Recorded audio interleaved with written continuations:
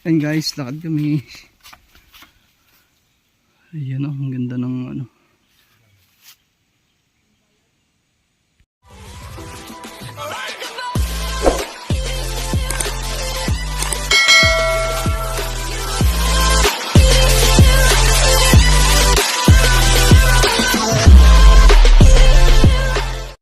And guys, dito tayo sa may mangroves. Ayan, marami tayong kitang mga kakaiba dito sa may bakawan. Ang laki ng puno na ito. So ayan guys, oh. Ayan, may mga bunga dun. Ito yung mga ugat ng bakaw guys, oh. Kung makikita nyo. Mamaya na yan, Kim. Mamaya na yan. Sabay-sabay lang tayo. So ayan, gustong kumain na ng kasama ko ng tibaw. Ayan, oh. Ayan yung brother ko.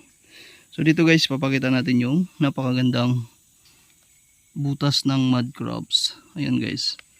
So yan yung bahay ng mud crabs guys. Diyan sa butas na yan. So kung makikita nyo, mapapansin nyo may mga umbok-umbok dyan. Oh. Tulad na lang dito guys. Ayan. Ayan, napakataas na bundok. Oh. Pag inano mo dyan, mayroong ano dyan. Butas guys sa gitna. Ayan.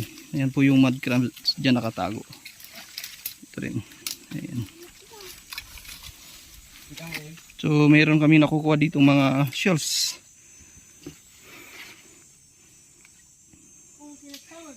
Ayan, napakaganda dito guys, no.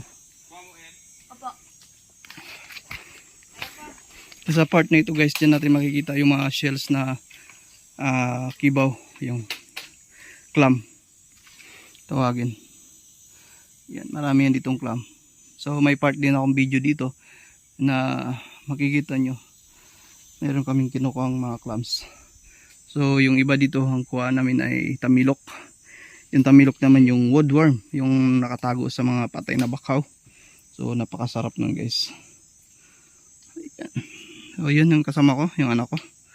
Ayan, sinabak natin sa mahirap na daanan. Tsaka yung brother ko andun na. So yung brother ko yung naghahanap ng tamilok dito. So yun, mga patay na bakaw.